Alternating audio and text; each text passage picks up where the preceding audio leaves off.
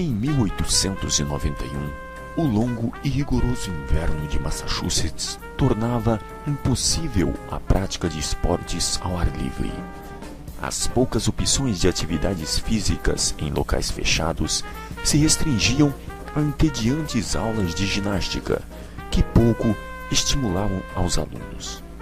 Foi então que Luther Gulick, diretor do Springfield College, colégio internacional da CM, convocou o professor canadense James Naismith, de 30 anos, e confiou-lhe uma missão: pensar em algum tipo de jogo sem violência que estimulasse seus alunos durante o inverno, mas que pudesse também ser praticado no verão em áreas abertas. Depois de algumas reuniões com outros professores de educação física da região, James Naismith chegou a pensar em desistir da missão, mas seu espírito empreendedor o impedia.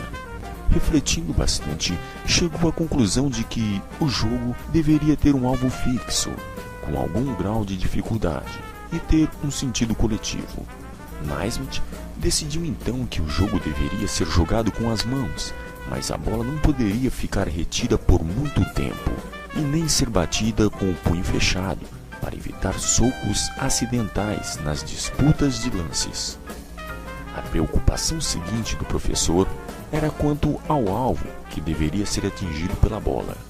Imaginou primeiramente colocá-lo no chão, mas já havia outros esportes assim, como o hóquei e o futebol.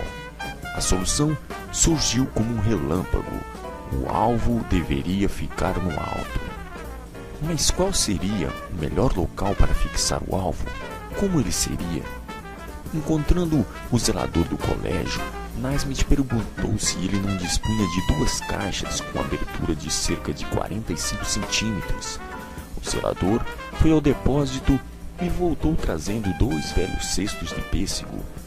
Com um martelo e alguns pregos, Naismith prendeu os cestos na parte superior de 2 pilastras, que ele pensava ter mais de 3 metros, uma em cada lado do ginásio.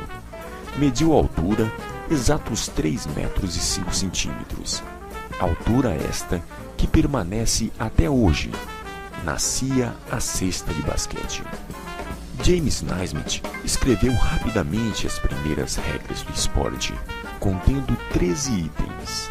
Elas estavam tão claras em sua cabeça que foram colocadas no papel em menos de 1 hora.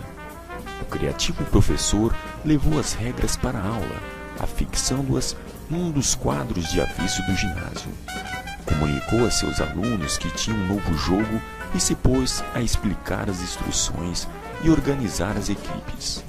Havia 18 alunos na aula. Naismith selecionou 2 capitães e pediu-lhes que escolhesse os lados da quadra e seus companheiros de equipe.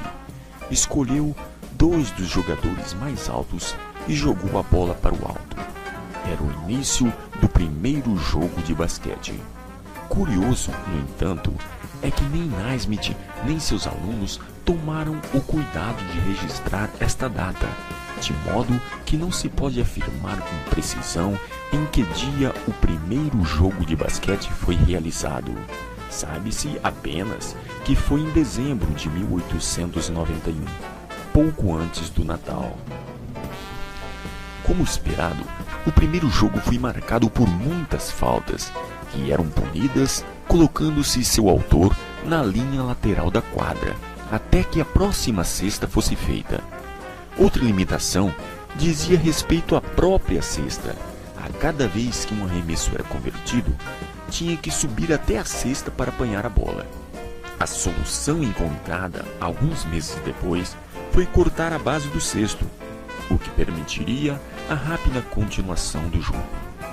Após a aprovação da diretoria do Springfield College, a primeira partida oficial do esporte recém-criado foi realizada no ginásio Armory Hill, no dia 11 de março de 1892, em que os alunos venceram os professores pelo placar de 5-1, na presença de cerca de 200 pessoas. A primeira bola de basquete foi feita pela A.C. Spalding Brothers, ainda em 1891, e seu diâmetro era ligeiramente maior que o de uma bola de futebol. Em 1895, as tabelas foram oficialmente introduzidas. Naismith não poderia imaginar a extensão do sucesso alcançado pelo esporte que inventara. Seu momento de glória veio quando o basquete foi incluído nos Jogos Olímpicos de Berlim em 1936. E ele lançou ao alto a bola que iniciou o primeiro jogo de basquete nas Olimpíadas. Atualmente, o esporte é praticado por mais de 300 milhões de pessoas no mundo inteiro, nos mais de 170 países filiados à Federação Internacional de Basquete.